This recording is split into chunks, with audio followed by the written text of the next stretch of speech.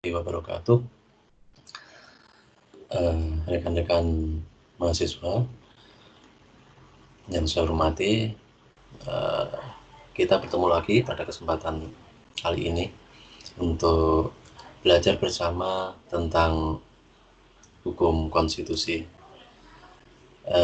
Kita akan masuk ke pertemuan ke-7, di mana pada pertemuan ke-7 ini akan ada beberapa materi atau submateri yang akan kita bahas. Yang pertama adalah nilai, sifat, dan bentuk konstitusi serta ruang lingkup pengaturan di dalam konstitusi. Dua submateri ini sangat penting untuk kita ketahui supaya kita bisa memahami sifat-sifat dari konstitusi dan juga bentuk dari konstitusi. Kenapa? Karena misalnya terkait dengan bentuk konstitusi saja, itu seringkali terjadi mispersepsi atau kesalahpahaman baik di kalangan awam maupun kadang-kadang di kalangan akademisi. Misalnya konstitusi itu dipersamakan dengan undang-undang dasar dan sebagainya. Jadi kita yang belajar ilmu hukum, kita belajar hukum tata negara, kita belajar hukum konstitusi, kita perlu mengetahui materi-materi atau penjelasan-penjelasan terkait dengan hal ini. Oke. Kita akan mulai dengan pertama, nilai konstitusi. Apa sebenarnya nilai dari konstitusi itu? Salah satu pendapat dari sarjana yang sering dirujuk itu adalah pendapat dari Karl Lowenstein dalam bukunya Reflection of Values of Constitution, di mana Karl ini ketika menjelaskan apa sebenarnya nilai tentang konstitusi itu, dia membangun teorinya dari pembedaan antara Dasolen dengan Dasein. Jadi sebagaimana kita ketahui dalam perkuliahan sebelumnya, kita telah mempelajari bahwasanya konstitusi itu berisi tentang norma-norma ideal atau norma-norma yang dicita-citakan, norma yang dianggap sebagai sesuatu yang baik atau yang diimajinasikan sebagai sesuatu yang baik yang hendak dicapai. Ya, jadi dengan demikian sebenarnya konstitusi itu merupakan Dasolen. Ya, ketika membincang tentang nilai konstitusi, Karl Lowenstein itu mencoba mengkontraskan antara Dasolen, nilai-nilai yang ada di konstitusi, norma-norma yang ada di konstitusi yang dianggap sebagai Dasolen, dengan Daseinnya, dengan implementasi di lapangan.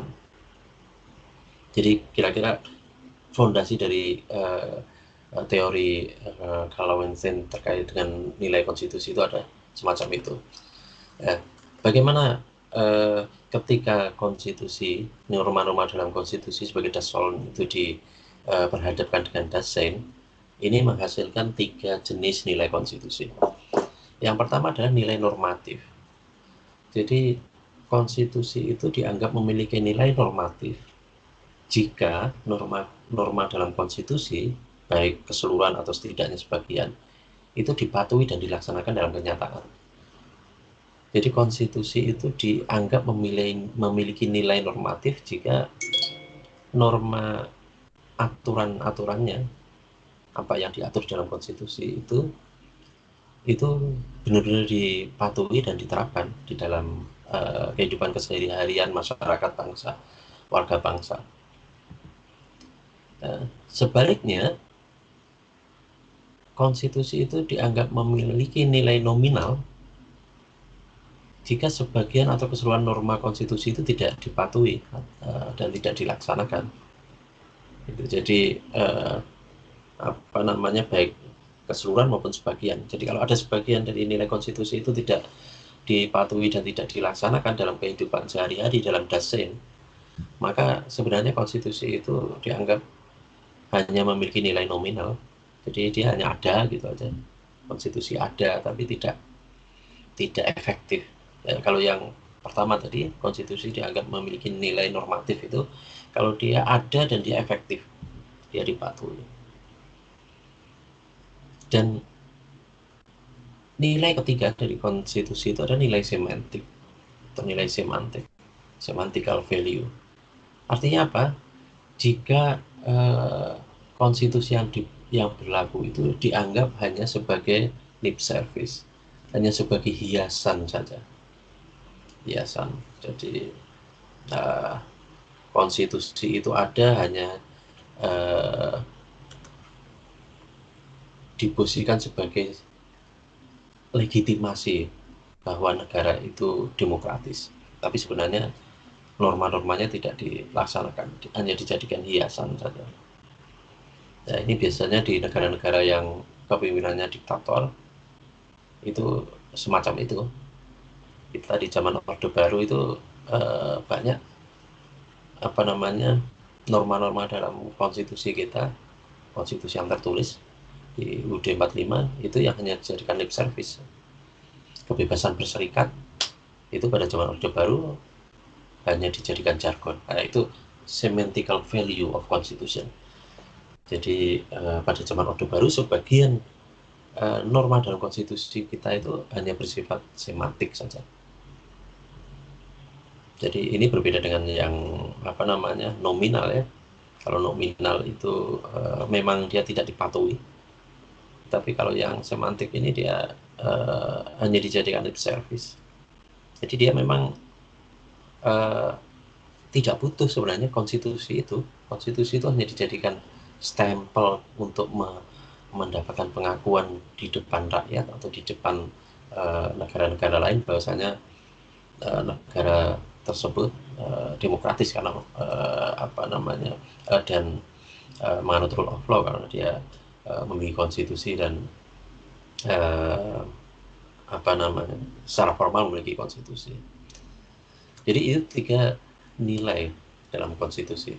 Jadi sekali lagi nilai konstitusi itu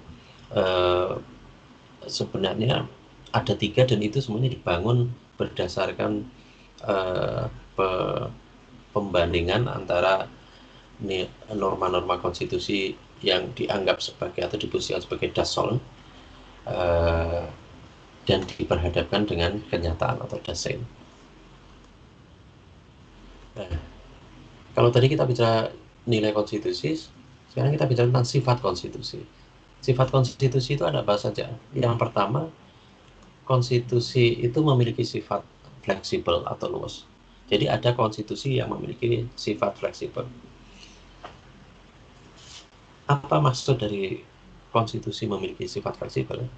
Yaitu jika norma-norma yang ada di konstitusi itu ketika mau diubah, itu tidak memerlukan prosedur perubahan yang tertentu, yang khusus, yang istimewa atau yang berbelit-belit. Jadi kalau mau diubah ya gampang aja kira-kira mengubahnya semacam itu.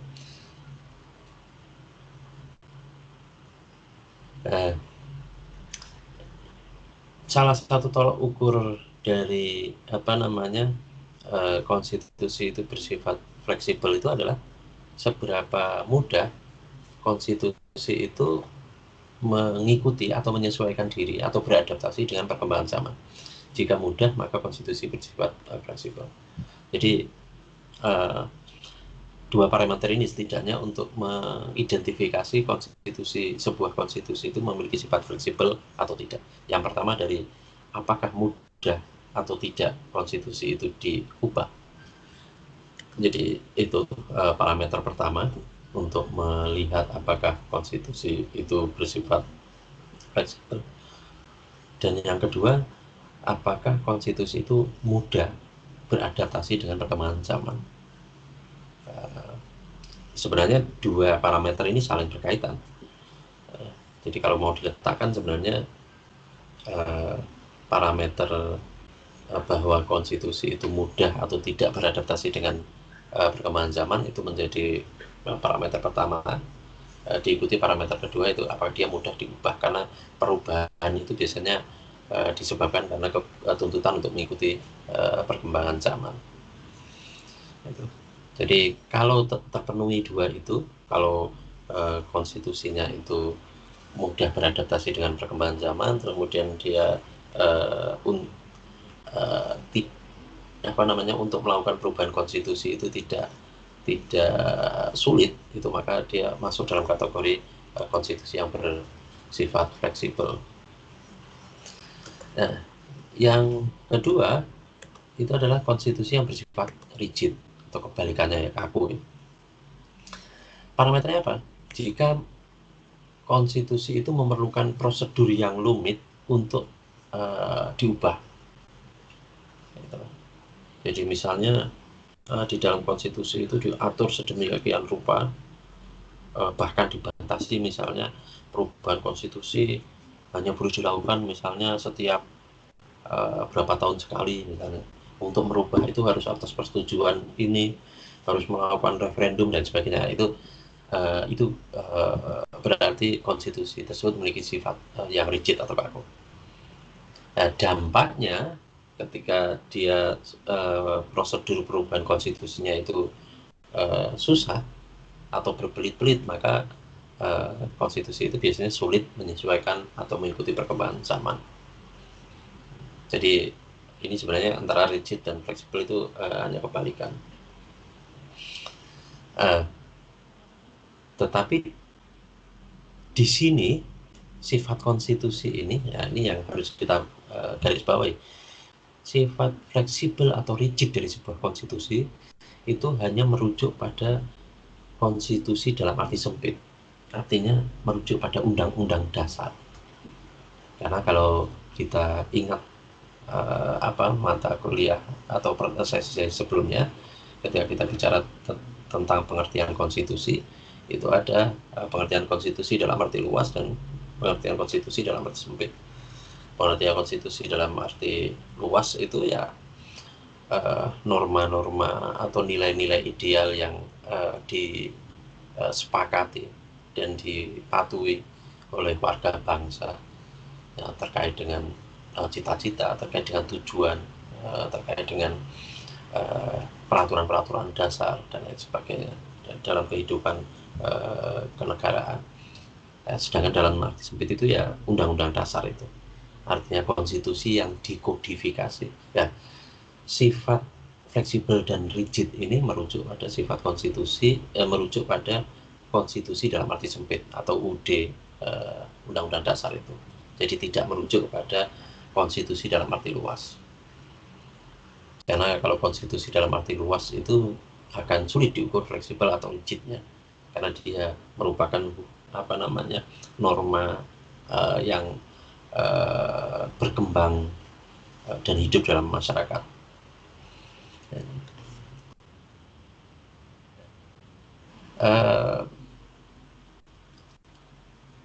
Konstitusi yang bersifat fleksibel ini rata-rata adalah konstitusi yang diterapkan di negara-negara yang menganut konstitusi tidak tertulis. Gitu. Jadi misalnya contohnya Inggris, gitu ya. Sedangkan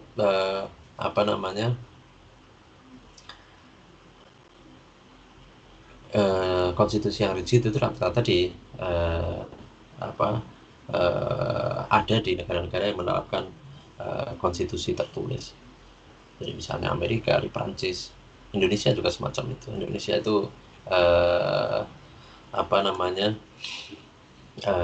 di dalam undang-undang dasar itu diatur beberapa pasal yang membatasi atau mengatur prosedur perubahan konstitusi, dan sebenarnya cukup sulit juga perubahan konstitusi di Indonesia, makanya sampai sekarang kita baru mengalami atau menjalani 4 kali perubahan. Berikutnya adalah bentuk konstitusi. Jadi kalau kita kembali ke tadi pengertian konstitusi, Maka sebenarnya kalau dari pengertian konstitusi itu kita tarik ke dalam pembagian bentuk konstitusi itu, maka sebenarnya bentuk konstitusi itu bisa dibagi dua, konstitusi yang terdokumentasi sama konstitusi yang tidak terdokumentasi. Konstitusi yang terdokumentasi itu bentuk konkretnya adalah Undang-Undang Dasar, dan dia terdokumentasi itu karena sebenarnya terpengaruh oleh aliran kodifikasi. Jadi apa namanya, aliran kodifikasi yang mendorong adanya hukum, positivisme hukum. Jadi hukum itu ya harus tertulis. Kalau nggak tertulis itu akan sulit untuk ditegakkan, semacam itu. Dan penegakan hukum itu harus diikuti dengan saksi, misalnya, dan sebagainya. Dan dia terpengaruh dari aliran kodifikasi itu, apa namanya, sehingga kemudian konstitusi dalam bentuk yang terdokumentasi itu wujudnya adalah undang-undang dasar. Dan hampir semua negara yang menganut sistem konstitusi tertulis itu pasti punya undang-undang dasar. Tetapi yang harus digarisbawahi adalah undang-undang dasar tidak sama dengan konstitusi. Itu undang-undang dasar itu hanya berisi sebagian dari konstitusi itu sendiri. Itu. Jadi konstitusi lebih luas daripada undang-undang dasar. Yang kedua adalah bentuk konstitusi yang tidak terdokumentasi, yaitu ya konstitusi-konstitusi yang normanya, nilainya itu hidup, dipatuhi dan dipraktekkan oleh warga bangsa, meskipun dia tidak terdokumentasikan. Dan rata-rata bentuk konstitusi tidak terdokumentasi itu ya di negara-negara seperti Inggris itu yang menganut konstitusi tidak tertulis. Nah, yang terakhir, apa saja sebenarnya ruang lingkup isi dari konstitusi itu? Nah, Hans van Maartzeven dan Van der Tang ini pernah melakukan penelitian konstitusi dunia. Sebenarnya ada beberapa sarjana juga yang melakukan penelitian terkait dengan konstitusi. Dua sarjana ini menyimpulkan, salah satu temuan dari penelitiannya, bahwasanya konstitusi itu merupakan sebuah dokumen nasional. Dia juga berfungsi sebagai alat untuk membentuk sistem politik dan sistem hukum. Jadi konstitusi itu sebenarnya tidak hanya berisi cita-cita dan tujuan serta prinsip-prinsip prinsip-prinsip tata kehidupan kenegaraan, tetapi dia sebenarnya juga memiliki fungsi sebagai alat untuk membentuk sistem politik. Jadi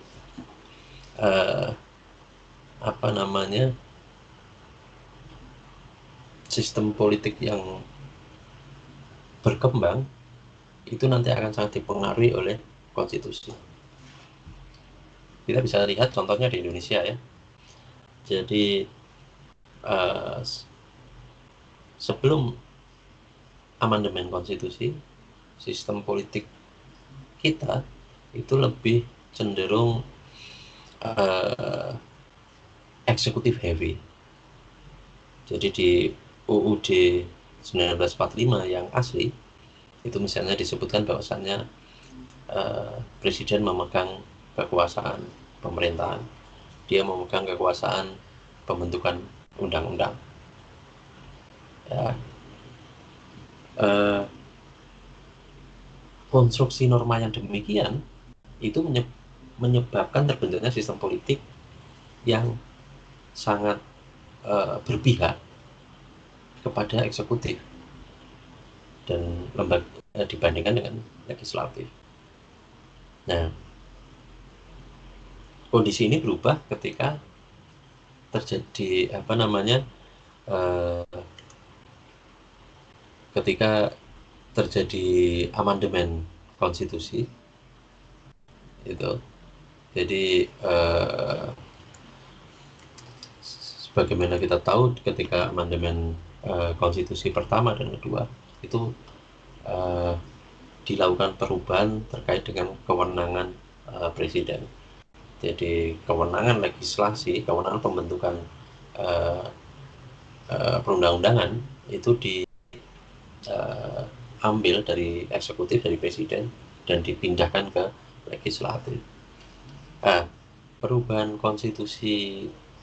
norma dalam konstitusi tersebut itu berimplikasi pada terbentuknya sistem politik yang baru, yakni sistem politik yang mengarah kepada legislatif heavy, atau setidaknya ini imbang gitu ya, imbang.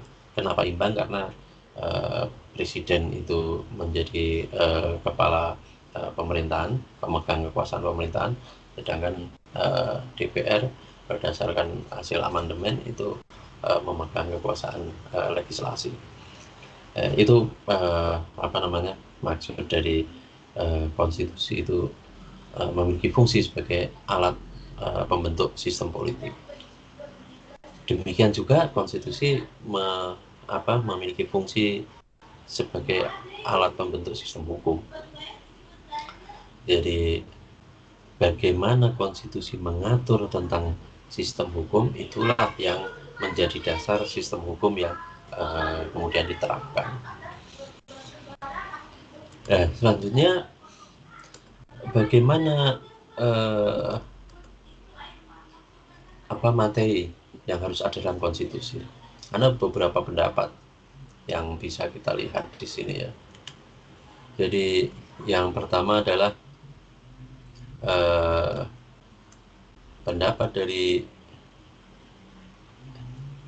Struycken yang menyatakan bahwa konstitusi itu harus mengandung statement yang menunjukkan hasil perjuangan bangsa pada waktu yang lampau. Ini termasuk apa yang jadi jadi dia di dalam konstitusi itu perlu menjelaskan tentang masa lalu, bagaimana latar belakang dan bagaimana proses yang dilalui oleh sebuah bangsa dalam proses membentuk negara. Yang kedua adalah tingkat-tingkat tertinggi perkembangan ketatanegaraan bangsa. Jadi di dalam konstitusi itu harus memuat kayak semacam roadmap gitulah ya, roadmap apa yang tahapan-tahapan yang harus dilalui, tahapan-tahapan yang harus ditempuh untuk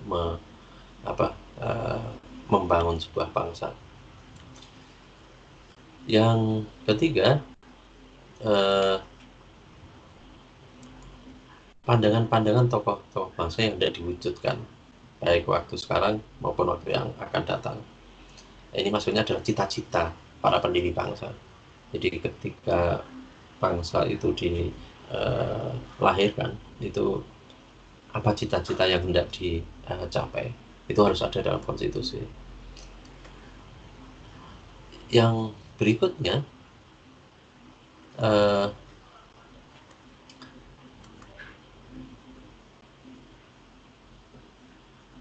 yang nomor 4 adalah suatu keinginan dengan mana perkembangan kehidupan ketatanegaraan bangsa hendak dipimpin. Jadi sama, ini terkait dengan cita-cita ke depan. Jadi ini empat cakupan materi yang harus ada dalam konstitusi. Jadi yang pertama sejarah, bagaimana proses pembentukan sebuah bangsa. Kemudian semacam roadmap. Terus yang ketiga cita-cita. Where ini mengajukan argumen yang berbeda, mengajukan informasi yang berbeda tentang muatan konstitusi. Yang pertama adalah konstitusi kan yang merupakan dokumen semata, tetapi di dalam konstitusi itu harus berisi, harus memuat tentang prinsip-prinsip, keyakinan dan cita-cita. dari bangsa itu. Jadi hampir sama sebenarnya dengan yang disampaikan oleh Stroikan. Tetapi di sini menekankan pentingnya dimuat materi-materi terkait dengan prinsip-prinsip dalam menjalankan kehidupan bangsa. Dan yang kedua, Weir ini juga menekankan tentang pentingnya konstitusi itu ditulis secara singkat karena dia konstitusi itu hanya merupakan prinsip-prinsip saja, dan nanti penjabarannya itu harus bisa dilakukan dalam peraturan ya, dalam peraturan perundang-undangan di bawah konstitusi. Jadi undang-undang undang-undang maupun peraturan. Di samping itu ada juga materi atau pendapat yang disampaikan oleh sarjana lain. Jadi yang disampaikan oleh Profesor Sri Sumantri misalnya. Jadi beliau menyebutkan bahwasannya dalam konstitusi itu harus dimuat tentang adanya jaminan terhadap hak asasi manusia dan warga negara.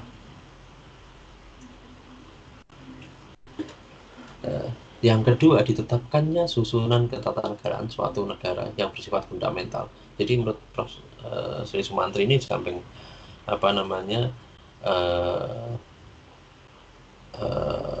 perlunya diatur hak asasi manusia dan warga negara, konstitusi itu juga harus memuat pengaturan tentang susunan ketatanegaraan. Jadi siapa sih yang jadi pemimpin, lembaga-lembaga mana yang memiliki kewenangan tertentu dan sebagainya. Yang ketiga adalah adanya pembagian dan batasan tugas ketatanegaraan yang bersifat fundamental. Jadi kalau setelah ada susunan ketatanegaraan, jadi misalnya kedaulatan ini ada di tangan siapa misalnya, terus kemudian siapa yang menjalankan fungsi pemerintahan, siapa menjalankan fungsi pengawasan dan sebagainya, ada solusi semacam siapa yang menjalankan fungsi peradilan. Di samping itu ada pembatasan dan penjelasan tugas dari masing-masing ini. Jadi misalnya fungsi legislatif itu tugasnya apa, batasnya seperti apa, eksekutif tugasnya apa, dan seperti apa, dan sebagainya. Itu menurut Prof. Sri Sumantri. Jadi ada 3 setidaknya. Jadi mengatur atau memuat, jadi konstitusi itu harus memuat materi terkait dengan hak asasi manusia dan hak warga negara, struktur ketatanegaraan yang fundamental, jadi yang struktur yang utama ya, organ-organ utama negara, terus statement organ situ. Terus yang ketiga adalah batasan fungsi dan tugas dari masing-masing lembaga negara. Nah, pendapat yang lainnya itu disampaikan oleh Steenbeek. Jadi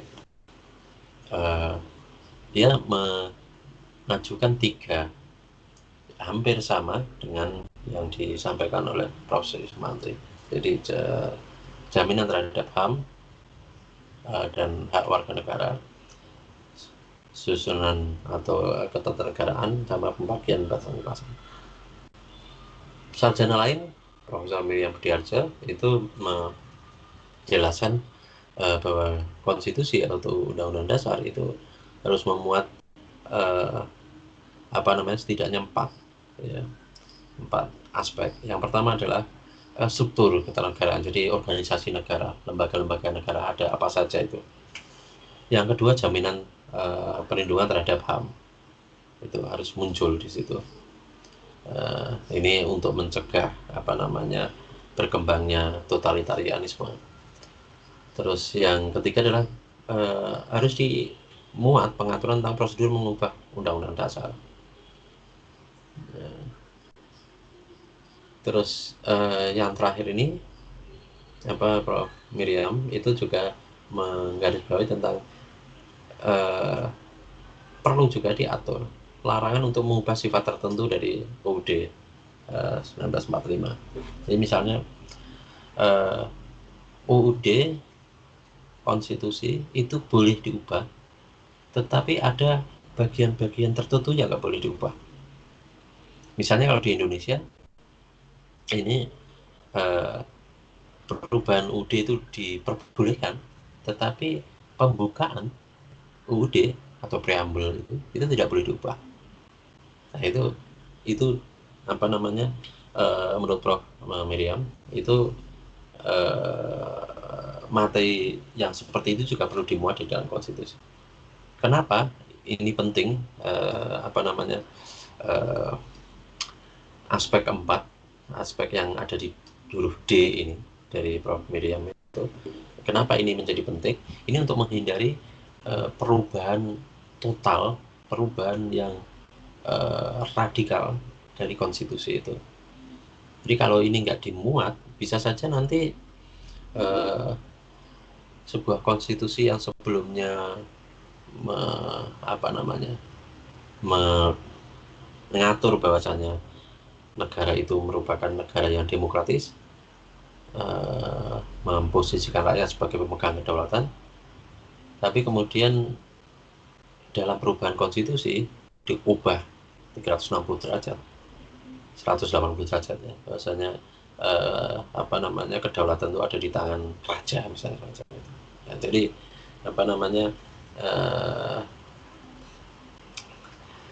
poin keempat yang dicatat oleh Prof Miriam Budiarjo ini menjadi sangat penting, bahwasanya konten atau materi muatan dalam konstitusi itu perlu memuat larangan untuk mengubah sifat tertentu dari Undang-Undang Dasar 1945, dan ini juga kita praktekkan di Indonesia, di mana ruang lingkup perubahan konstitusi yang diperbolehkan itu tidak, salah satunya adalah tidak boleh menyentuh atau tidak boleh mengubah pembukaan Undang-Undang Dasar.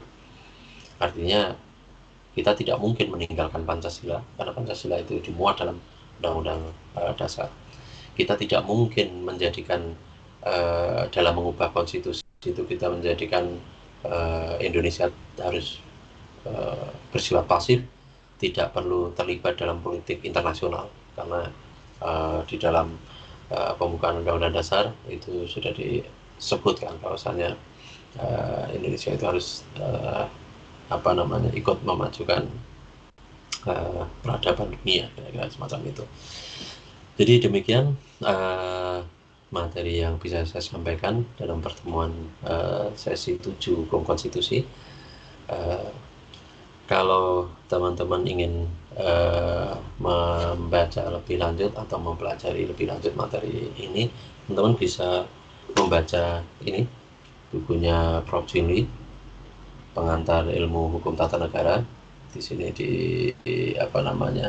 banyak dibahas hal-hal terkait dengan nilai, sifat dan bentuk konstitusi. Kalau ada pertanyaan nanti silakan disampaikan melalui kolom komentar. Dan terima kasih. Wallahul muwaffiq ila aqwamit thoriq. Assalamualaikum warahmatullahi wabarakatuh.